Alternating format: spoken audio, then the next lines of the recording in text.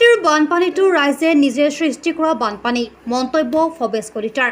গুৱাহাটীবাসীয়ে এই ক্ষেত্ৰত নিজে সজাগ সচেতন হোৱাটো উচিত। প্লাষ্টিক জাতীয় সামগ্ৰী সম্পূৰ্ণৰূপে বৰ্জন কৰিব লাগিব। পাহাৰত বাস কৰা লোকসকলে কোনো কাৰণতে আৰু পাহাৰ কাটিব নালাগিব। পাহাৰ খনন কৰাৰ ফলত ড্ৰেইনসমূহ বন্ধ হৈ পৰিছে। মহানগৰীৰ জনসংখ্যা বৃদ্ধি যিমানে হৈ আছে সিমানে প্ৰকৃতিগত সমস্যা বৃদ্ধি পাইছে। গুৱাহাটী মহানগৰখন সম্প্ৰসাৰণ হ'ব লাগে, তেতিয়া বান সমস্যা দূৰ হ'ব।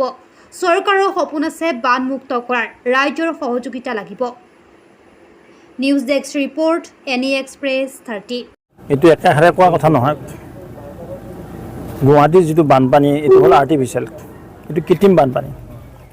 এইটো কোনো নদীৰ পৰা অহা বানপানী নহয়, তেওঁলোকে নিজে সৃষ্টি কৰা বানপানী। এইটো তাত যিসকল বাসিন্দা আছে তেওঁলোক সজাগ সচেতন হ'ব লাগিব। নাম্বাৰ 1, প্লাষ্টিকটো টোটেলি এভইড কৰিব লাগিব।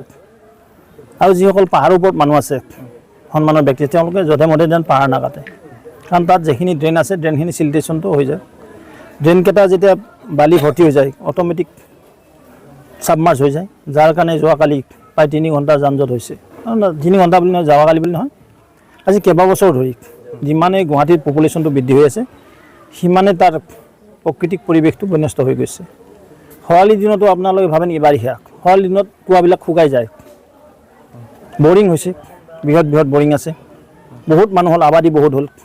মই ভাবোঁ গুৱাহাটীখন এক্সপানশ্যন হওক, গুৱাহাটীৰ ভিতৰতে নাথাকি ওচৰ চুবুৰীয়া অঞ্চলক লৈ যেতিয়া তাৰ কামবিলাক হ'ব, স্মাৰ্ট চিটি ইতিমধ্যে মাননীয় মুখ্যমন্ত্ৰী মহোদয়ে গেটাৰ গুৱাহাটী এৰিয়া ধৰি দিছে। আমাৰ ৰঙিয়া নলবাৰীলৈ পাৰ হৈছে, এইপিনে চিপাজাৰ পাইছে, এইপিনে আজাৰা VIP এইবিলাক গুৱাহাটী এৰিয়াত সোমাই গ'ল। তাত স্মাৰ্ট চিটি এক্সপানশ্যন হ'ব।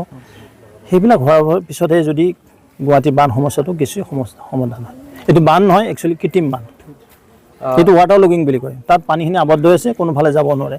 আৰু যিখিনি নৈ আছিল, খৰস্ৰোতা আছিলে, তাতো অবৈধ বেদখল হৈছে, বিশেষ বাহিনী হওক, ভৰলৈ হওক। তো সেইবিলাক যেতিয়া অট'মেটিক নিষ্কাশন হ'ব, নিশ্চয় ইয়াৰ সমস্যাটো সমাধান হ'ব। চৰকাৰে আত্মস্থায়ী কৰিছে, কিন্তু চৰকাৰৰ লগতে স্থানীয় ৰাইজৰ সহযোগিতা লাগিব। ৰাইজ যেতিয়া সহযোগিতা আগবঢ়াব নোৱাৰে, চৰকাৰ এখন কেতিয়াও ছাকচেছ হ'ব নোৱাৰে।